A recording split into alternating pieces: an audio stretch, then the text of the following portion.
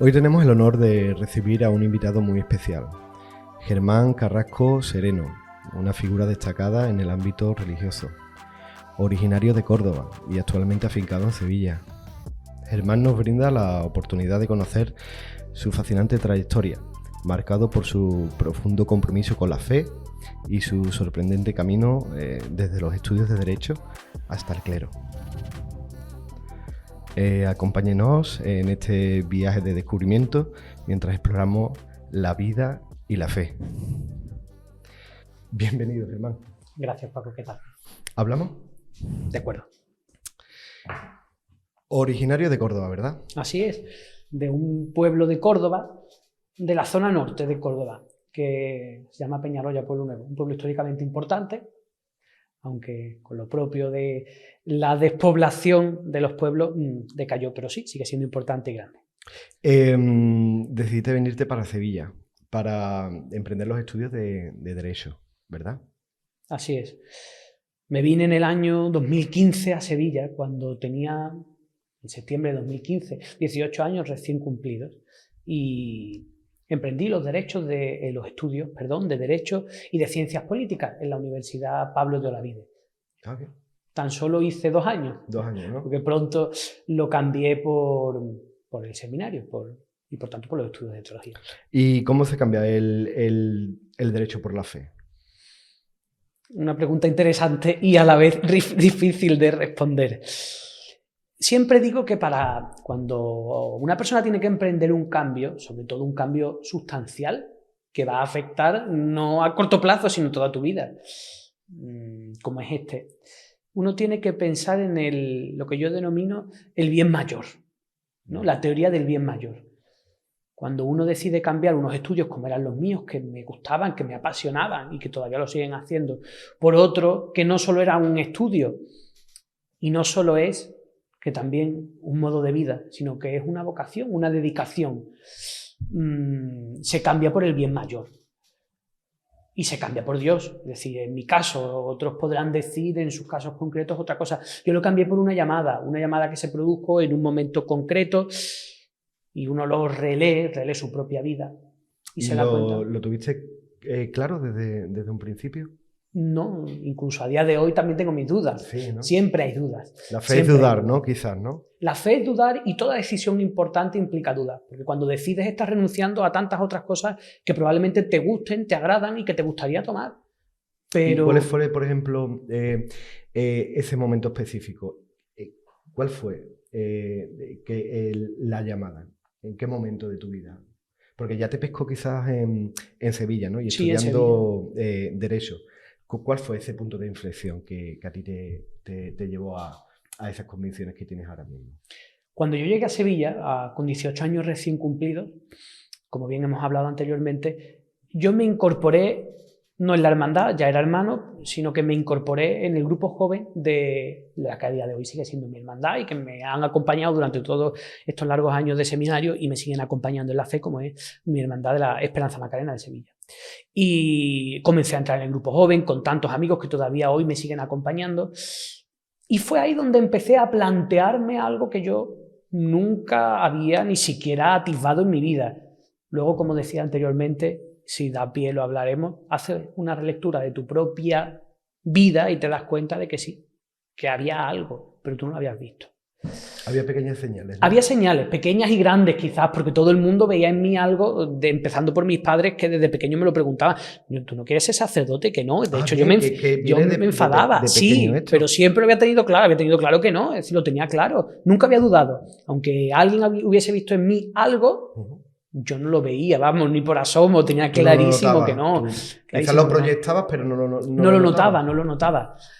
Quizás también por algo que es muy habitual aquí en nuestra tierra, en Andalucía, y es que el peso de la piedad popular es enorme. Sí. Entonces, claro, un niño que desde pequeño tenía estampitas en las manos con imágenes llamativas de santos o de... Bueno, eso aquí en Andalucía también es típico. Es típico, por eso digo. Somos muy de hermandades y demás. Quizás a lo mejor ahí fue también tu punto de decir, bueno, tampoco me pasa nada, ¿no? Porque claro. tengo unas estampitas en la mano porque me gusta la hermandad tal o porque soy seguidor de tal. Y entonces, ¿qué ¿Qué surgió en ese momento? Pues surgió que a través de ese grupo joven, además de conocer a muchos hermanos, conocí a una persona muy importante para mi vocación, todavía lo sigue siendo, que es sacerdote. Entonces era el rector de la Basílica de la Macarena, don Antonio Meller Márquez, que a día de hoy está trabajando, porque así fue llamado por el Santo Padre, al servicio del dicasterio para el clero, como oficial de la congregación, desde hace apenas 2 años. Pero entonces era rector de la Basílica. Y él fue el que me hizo una pregunta que para mí fue demoledora pero a la vez sencilla para preguntar. La pregunta fue la siguiente. Germán, en alguna ocasión, un 8 de diciembre, ya de la Inmaculada, de 2015, me acuerdo perfectamente, es decir, con fecha y casi con hora, tomando un café en una de las cafeterías que está enfrente de nuestra basílica. Germán, ¿te has planteado en alguna ocasión ser sacerdote? Y mi respuesta fue inmediatamente, hasta ahora no, pero hace unos meses que algo aparece. Ah, ¿sí? ¿Y por qué aparecía? Retrotraigo en torno a un mes. La Basílica siempre, la hermandad celebra unas confirmaciones en torno al mes de noviembre. Confirmaciones con los jóvenes de la hermandad que desean confirmarse, cuando tienen aproximadamente la edad, ¿no? Y también con adultos. Uh-huh. Y el arzobispo emérito, don Juan José Asenjo, cuando encontraba ocasiones en las que iba a encontrarse con un gran número de fieles, sobre todo de jóvenes, siempre se llevaba a seminaristas. Ah, bien. Y alguna ocasión alguna religiosa o alguna novicia para que diera su testimonio. Era una ocasión de atracción donde hay muchos jóvenes. Mando un testimonio de un joven a ver si conseguimos que se le despierte la vocación a alguien. Bien. Y así hizo él. Uno que ya a día de hoy es sacerdote, dio un testimonio con un pasaje del Evangelio que probablemente tú conozcas y todos los que lo vean. Fíjate, pasaje del Evangelio que cuenta que un joven que tenía una vida cómoda, se encuentra con el Señor y le dice, Señor, ¿qué tengo que hacer para ganar la vida eterna? Y entonces Jesús le menciona una serie de mandamientos y él le dice, todo eso lo hago, que te honra a tu padre y a tu madre, ayuda a los necesitados, cosas que él podía hacer que estaban al alcance de su mano. Pero había algo que le faltaba y eso fue lo que le dijo Jesús. Hay algo que te falta, déjalo todo y sígueme. Y entonces este joven dice el Evangelio que sin tener ninguna palabra más no lo dejó porque tenía muchos bienes y vivía cómodamente. Entonces él ponía ese pasaje del Evangelio, este seminarista, como telón de fondo para explicar que su vocación estuvo marcada por eso. El Señor le invitaba a dejarlo todo, que tenía una vida cómoda, plácida, sin necesidad de dejarlo todo porque, bueno, cumplía los mandamientos, estaba cerca de Dios, pero le faltaba una cosa. Y en ese momento tocó lo profundo de mi corazón y dije, quizás me esté pasando esto a mí, me removió. Incluso cambió parte de mi carácter por decir, bueno, hay algo que yo estoy experimentando y que no quiero tomarlo. Siempre lo he dicho, incluso creo que algunas veces puede escandalizar. Si de mi propia decisión dependiera, probablemente no sería sacerdote a día de hoy. No es por gusto. Sí. Uno no debe consagrar su vida a Dios, porque es una decisión importante y tiene responsabilidad en tus manos por propia iniciativa, sino que es por una llamada. Es un momento muy especial, ¿verdad? Un momento especial porque además no es tangible. Claro. Se te presenta ante ti alguien que te dice, bueno, en mi caso sí, pero ese alguien es una persona como sí, yo, ¿no? Por mucho que fuera sacerdote. Y te dice claramente lo que tienes que hacer. Una llamada como aquella de las que escuchamos en la Biblia, fundamentalmente en el Antiguo Testamento. No era Dios el que aparece y me guía al camino. Por eso implica un salto, y un salto probablemente al vacío. No sabes hacia dónde te diriges. ¿Quién me iba a decir a mí hace 8 años, 9 o 10 quizás, que hoy iba a ser sacerdote, que iba a estar destinado en los palacios y que íbamos a estar haciendo una entrevista sobre esto? Nadie, ¿verdad? Inimaginable. La vida, aquí estamos. ¿Hemos perdido la fe? Creo que la sociedad no ha perdido la fe. Muestra de ello es que todavía hay una ansia grande de encontrarse, no voy a decir Dios, digo con algo trascendente. De hecho, han surgido numerosos movimientos religiosos, ya no solo cristianos, sino de otra índole. Y hay mucha gente que se adhiere. Incluso, fíjate, aunque no tenga un trasfondo religioso, la gente necesita encontrar la paz interior. ¿Cuánta gente practica numerosos ejercicios para encontrar su propia paz interior? Pues nos sentimos solos quizás algunas veces, ¿no? Necesitamos También a alguien. Es otro de los grandes problemas. Pero fíjate, yo creo que uno de los grandes otros con más conocimiento que yo podrían mostrar probablemente otros motivos, pero me parece a mí que uno de los grandes motivos por los cuales la fe, digo entre comillas, se ha podido perder es por el enorme pragmatismo que hoy sufrimos. Todo y la inmediatez. La inmediatez. ¿Te puedes creer, Germán, que llevo 3 entrevistas y en las 3 entrevistas hemos hablado de la inmediatez? Es increíble. Con un psicólogo, con una profesora de literatura y ahora contigo. Es interesante. Vivimos en la inmediatez. Y creo que todos coincidimos en lo mismo, probablemente porque nosotros mismos, los que hablamos, lo experimentamos. Si yo de la inmediatez no hablo en tercera persona, hablo en primera persona, porque a todos se nos cuela de una manera o de otra y padecemos esto. Porque tenemos que hacer un ejercicio interior, ¿verdad? Muchas veces, ¿no? Conocernos a nosotros mismos e intentar a través del conocimiento que tenemos, por ejemplo, a ti te llegó con esa vocación, con esa fe, intentar conocernos, ¿no? Llegar a las personas, ¿no? Abrirnos. Por un lado, mira, cierro el pragmatismo y volvemos a la inmediatez. El pragmatismo nos invita a usar de todo mientras no sea práctico, mientras no sea útil. Si no eres útil, y a usar de todo me refiero incluso a usar tristemente de la propia persona. Si eres útil, me sirve. En el momento en el que dejas de serme útil, mejor te aparto. Todos lo ponemos en práctica. Me pongo en primera persona porque estamos marcados por ese aguijón. Pero fíjate, lo de la inmediatez. Dabas en la clave que yo intento siempre, en muchas ocasiones, a mis feligreses y a personas con las que me encuentro en general, mostrarles. Hay algo con lo que partimos, todos, es con nuestra propia naturaleza. No solo como hombres, sino también con nuestras propias características. Un carácter determinado y una forma de actuar determinada. Somos diferentes. Y esa inmediatez debe de estar paliada por nuestra parte, al menos lo que depende de nosotros, por nuestra propia aceptación. Uno es como es y puede intentar mejorar, claro, purificar lo que crea que sea oportuno, pero fundamentalmente había un teólogo, y que a mí me encanta mencionarlo en numerosas ocasiones, un teólogo del siglo XX, muy afamado porque además era uno de los grandes promotores del Concilio Vaticano II de la segunda mitad del siglo pasado. Y decía lo siguiente, ¿no? Con otras palabras y con mucha más profundidad, pero la idea es la siguiente. Lo sobrenatural, Dios, se manifiesta en lo natural, en el hombre, es decir, lo divino, lo trascendente, en lo, si me permites, en lo pobre, en lo frágil. Bien, Dios se manifiesta y así nos lo hace saber en medio de nuestra pobre naturaleza, con todo lo que ello implica. Por ello yo creo que para que esa inmediatez, como digo, primero para con uno mismo y después para con los demás, pueda ser paliada y trabajada, tiene que ser en primer lugar, tiene que pasar, mejor dicho, por un proceso de aceptación personal. Soy esto, puedo intentar mejorar, pero tengo que partir de esto. Eso no se puede, difícilmente se puede vencer. ¿Tienes redes sociales?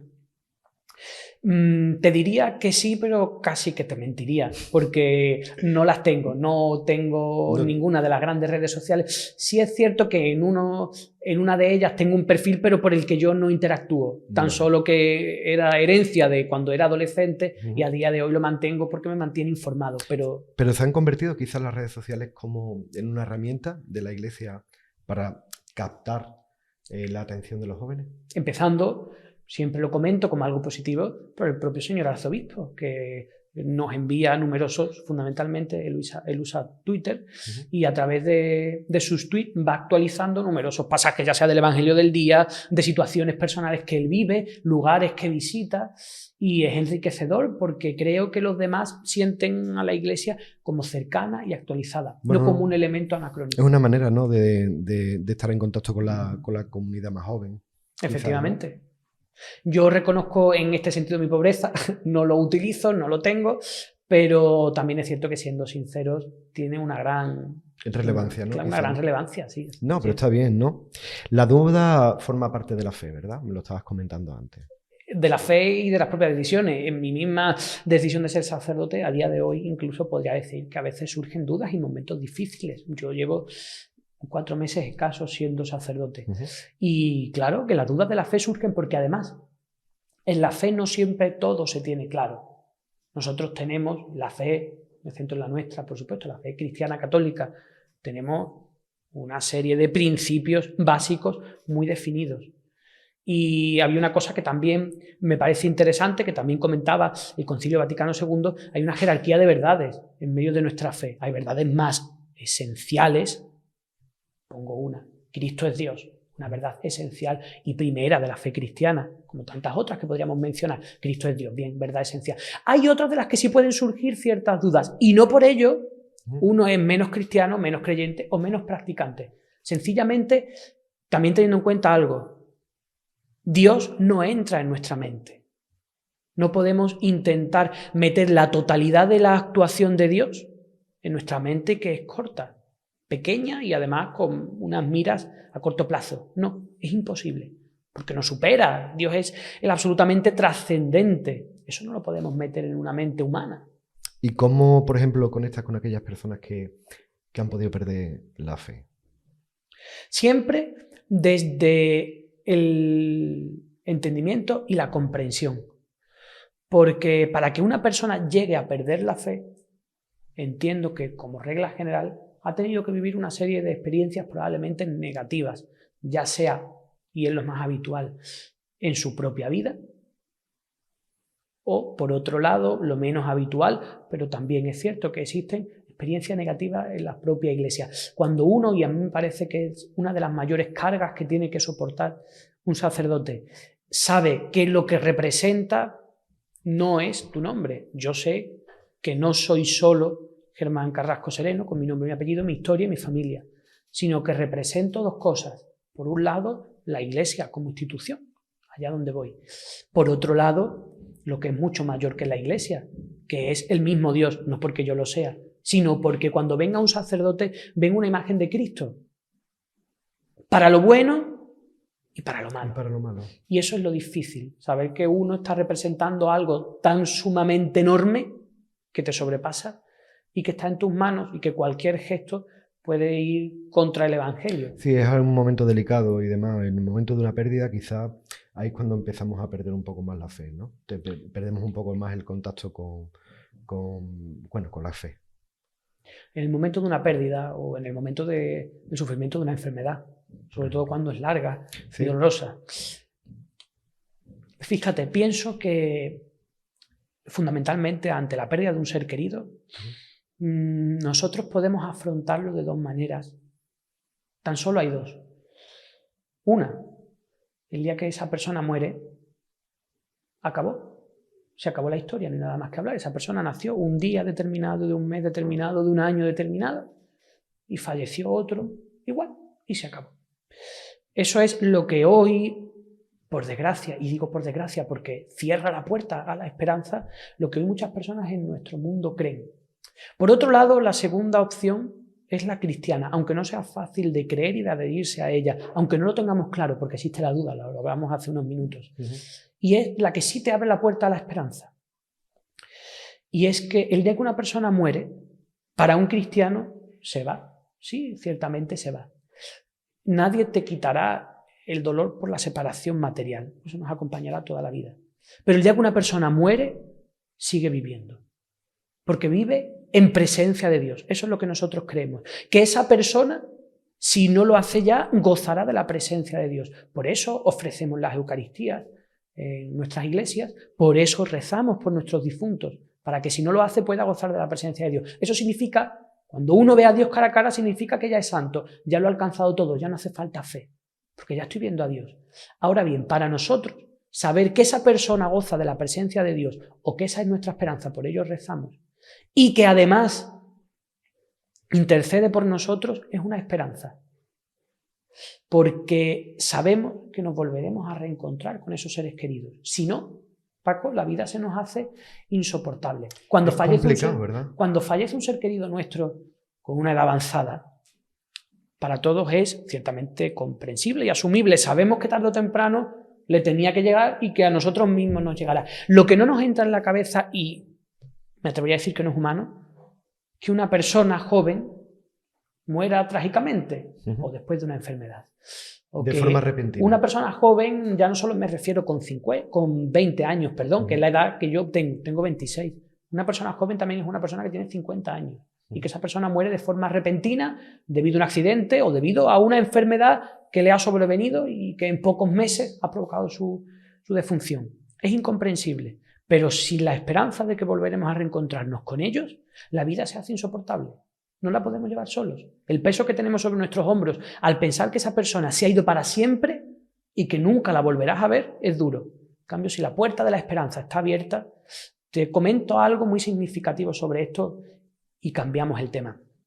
En cada entierro, en todas las parroquias, no solo en la nuestra, al lado del cuerpo de la persona difunta se enciende un elemento importante, un cirio, el cirio pascual, que se consagra en la vigilia pascual, cada sábado santo, ¿no? La noche del sábado santo al domingo de resurrección, como signo de que Cristo ha resucitado. Es un signo de esperanza, de que en medio de ese túnel donde una persona que ha sufrido la pérdida de otra y que a veces nos encontramos, siempre pongo el símil del túnel porque me parece que es bastante significativo. Un túnel oscuro donde no sabemos hacia dónde mirar, hacia dónde caminar, donde nos sentimos perdidos. Al final de ese túnel hay una luz, la luz de ese cirio pascual que es signo de la resurrección, de la vida eterna y de que volveremos a ver a esa persona que se ha marchado. Bueno, tenemos esa esperanza. ¿Cuál es tu mensaje para aquellos que pueden sentirse excluidos en su comunidad religiosa? Hay numerosas situaciones en las que una persona a día de hoy puede sentirse excluida de la Iglesia. Y antes de comentar alguna de ellas, fíjate, diría algo, repito las palabras del Papa Francisco, esta Jornada Mundial de la Juventud. Yo no pude tener la ocasión de ir, pero sí leí todos sus discursos conforme los iba pronunciando, y en muchos de ellos, si no en todos, había algo en lo que coincidía. En la Iglesia todos, triplemente, todos tienen cabida. Todos. Sencillamente todos. ¿Y todos quiénes? Todos menos... No, todos. Punto. Eso para empezar. Todos tienen cabida. Todos tenemos cabida. Independientemente de la situación que uno viva, independientemente de sus circunstancias, de la vida que lleve, todos. Eso no significa que todos, evidentemente, empezando por el que habla, esté llamado para la Iglesia y de cara a Dios a la conversión. Claro. Ahora bien, hay diferentes aspectos importantes y llamativos en nuestra sociedad, en nuestros días. Uno de ellos es el de, y me parece interesante comentarlo, el de las personas que después de sufrir un divorcio, de haberse divorciado, están compartiendo su vida con otra persona o incluso ya están casadas, en este caso civilmente, con otro cónyuge. Fíjate, hay un instrumento, y lo comento porque me parece tremendamente interesante y desconocido, un instrumento que la Iglesia da, cada diócesis presta a todos sus fieles, el tribunal, en nuestro caso, metropolitano. Un tribunal que sirve fundamentalmente para gestionar estos tipos de circunstancias de divorcios. Porque en la Iglesia el divorcio como tal no existe. No hay un divorcio eclesiástico, aunque popularmente se conozca así, sino que lo llamamos nulidad matrimonial. ¿Y la nulidad matrimonial en qué consiste? ¿Por qué podríamos aprobar una nulidad matrimonial? Fíjate, tiene que existir un vínculo en el momento en el que las personas, los cónyuges, se prestaron consentimiento en la Iglesia. Un vicio. Tiene que haber un vicio. Algo que en ese momento, aunque aparentemente hizo que el matrimonio se celebrara, ese vicio en la voluntad, porque recordemos que lo que hace efectivo el sacramento del matrimonio no son las palabras del sacerdote, sino que es la voluntad de los contrayentes. Vale. La voluntad interior. Yo deseo profundamente contraer el matrimonio y compartir la vida con esta persona. Bien. ¿Y esa persona era libre? ¿Absolutamente libre? ¿O había algún vicio en la voluntad que impedía que esa persona pudiese prestar libremente el consentimiento? No voy a entrar en la casuística porque sería enorme, claro. Pero hay muchos casos que vician la voluntad. Sencillamente el desconocimiento. Te tendrían que hacer más catequesis, ¿verdad? Es muy interesante hablar sobre esto porque probablemente muchos de los matrimonios que se rompieron y que a día de hoy están divorciados, si acudiesen a los tribunales metropolitanos, ellos podrían atenderlos y además, si así fue, darles la nulidad matrimonial. Solo, y ya te digo, no por problemas ocurridos después, sino en el momento del matrimonio había un vicio.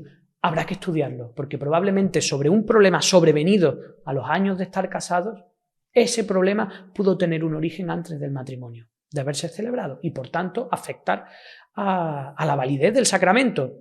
Y estarían de nuevo solteros y podrían volver a casarse por la Iglesia, lo cual me parece tener la puerta abierta. El Papa Francisco agilizó además mucho este procedimiento en el año 2016, el año de la misericordia, creando nuevas instancias jurídicas en cada tribunal. Por lo tanto, le dio también mucha más agilidad a ello.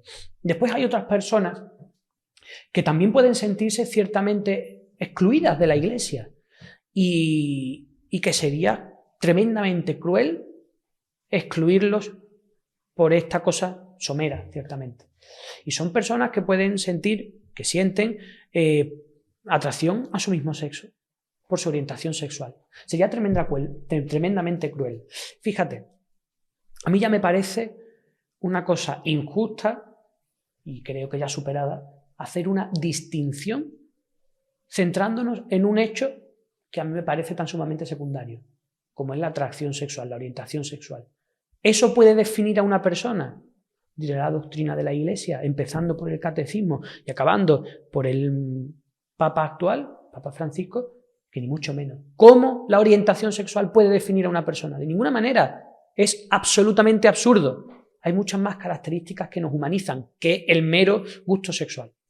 Dicho lo cual, es cierto que la Iglesia, y esa es una de las grandes peticiones que tienen muchas personas, no solo que tienen esta orientación, sino, y algunos de ellos, muchos de ellos cristianos. ¿Por qué la Iglesia no permite que personas con orientación sexual, con esta orientación sexual, puedan contraer matrimonio canónicamente? Bien, yo les diría, mira, cada cosa tiene su propio nombre, su propia forma de llevarse, y la Iglesia tiene una concepción distinta de matrimonio. Eso no quiere decir que excluyamos, no es excluyente, tiene una concepción distinta del matrimonio entre un hombre y una mujer. ¿La Iglesia dará pasos en uno u otro aspecto? Yo, evidentemente, como sacerdote aquí en los palacios, desconozco ese tipo de entresijos. Lo que sí comento es un documento que hace un escaso mes vio la luz de la Congregación para la Doctrina de la Fe, denominado Fiducia Supplicans. Un documento que no aporta gran cosa, porque tan solo afirma que una persona puede ser bendecida, pero eso es evidente, no hace falta. Fíjate, te voy a poner un caso muy claro al hilo de lo que ayer mismo el Santo Padre comentaba hace un par de días, en el miércoles, en una de sus catequesis. Decía que hay muchas personas que se habían escandalizado porque este documento vio la luz y porque podían ser bendecidas personas que se encontraban, como la Iglesia jurídicamente denomina, en situaciones irregulares. Y decía el Papa Francisco, con lo cual alguien se escandaliza porque yo puedo darle la bendición a una persona que está divorciada y vuelta a casar, y en cambio a un hombre o a una mujer empresario que no se comporta adecuadamente porque explota a sus trabajadores, no le da las vacaciones adecuadas, porque no le paga el sueldo merecido, y a esa persona que viene a la sacristía y le doy la bendición y nadie se escandaliza por ello. Es decir, estamos bendiciendo a la persona que está por encima, como decía anteriormente al inicio de la respuesta a esta pregunta, por encima de cualquier otra cosa. Por encima de cualquier otra cosa. Lo importante no es la manifestación que tenga en cuanto a la petición del matrimonio. No, eso no es lo importante, eso es accesorio. Lo importante es que esa persona tiene cabida en la Iglesia, y punto. Y ya, tiene cabida en la Iglesia. Tiene sitio, tú y todos. Tú y todos tenemos cabida. La Iglesia siempre tiene las puertas abiertas. Siempre tiene las puertas abiertas, siempre. Siempre tiene las puertas abiertas, con lo cual nadie es excluido. Y menos, ya te digo, por una cosa que nada más que por su mismo nombre a mí ya me parece excluyente, y gracias a Dios, con el paso de las décadas, superado, que es por el mero hecho de tener una orientación sexual concreta, ser calificado fundamentalmente por eso. Es meramente absurdo. ¿Cuál es la mayor lección que has aprendido como sacerdote? La mayor lección era algo que probablemente por la propia juventud a muchos nos pasa, y por mi propio carácter personal creía que pocas veces me ocurriría, y es toparme aquí en los palacios, con una feligresía en Santa María la Blanca riquísima, inmensa, como bien sabemos, que cada día, y cuando digo cada día no es una expresión hecha, sino cierta, que cada día me dan diferentes lecciones sobre la fe. Yo pensaba que una de las cosas duras del sacerdote es que él tendría que llevar, hace 4 meses que me ordené, todo el peso de la enseñanza y todo el peso del ejemplo, lo comentaba también anteriormente, todo el peso del ejemplo sobre sus propios hombros. Y eso en un pueblo como este, de enorme práctica cristiana, imagínate, sobre 2 personas, dos sacerdotes que estamos en esta parroquia, don Diego Pérez Ojeda y yo, llevemos todo ese peso, una feligresía de casi 20.000 personas. Es complicado, ¿verdad? Es complicado. En cambio, me he encontrado con una feligresía que cada día me dan el ejemplo de que ellos son tan o más cristianos que yo. Porque te ayudan. Me ayudan, claro que me ayudan. Y algo, una particularidad que aquí se da y en otros pueblos, por desgracia, ¿no? Y es que aquí hay una juventud cristiana que tiene una fuerza que ya quisiera yo para otros pueblos de la diócesis. Incluso, hombre, en realidades, aquí lo vivimos fundamentalmente en 2 realidades que se manifiestan con mucho peso. Por un lado, sobre todo las comunidades más jóvenes del camino neocatecumenal, que dan un testimonio brutal en nuestro pueblo. Y por otro lado, la juventud, que también está muy en boga de nuestras hermandades, aquí con las que dependen de nuestra parroquia, que son 5 hermandades. Tenemos una buena cantera. Una buena cantera de cristianos palaciegos. Palaciegos. Sí, Germán, te quiero dar las gracias por haber estado aquí conmigo compartiendo estas palabras. Gracias a ti, Paco. Para mí ha sido un honor poder compartirlo y poder mostrar también aquí en un medio de comunicación la opinión, la postura de la Iglesia sobre algunos aspectos que puedan ser un poco, que puedan llevar a la contradicción y que son temas candentes a día de hoy, con lo que todo el mundo se tiene que quedar, todo el que escuche esta entrevista, es que todos tenemos cabida en la Iglesia y que no por un aspecto determinado de tu vida has de ser excluido. Ya arreglaremos como sea eso e intentaremos encajar donde sea, no pasa nada, todos tenemos nuestro sitio, todos. Nadie se puede quedar, si me permites el símil futbolístico, nadie se puede quedar en el banquillo. Efectivamente. Todos tenemos que participar del partido, nadie puede quedarse fuera. Yo te animo también a que formen un poco más parte de las redes sociales y demás, que creo que tienes mucho que aportar en ellas, que te animes a adentrarte un poco más en esa materia y nada, darte las gracias. Si finalmente me animo, te pediré ayuda. Sin problema, yo te orientaré y te diré cuáles son los pasos a seguir. Así ¿vale? es, así es. Pues muchas gracias. Gracias a ti, Paco.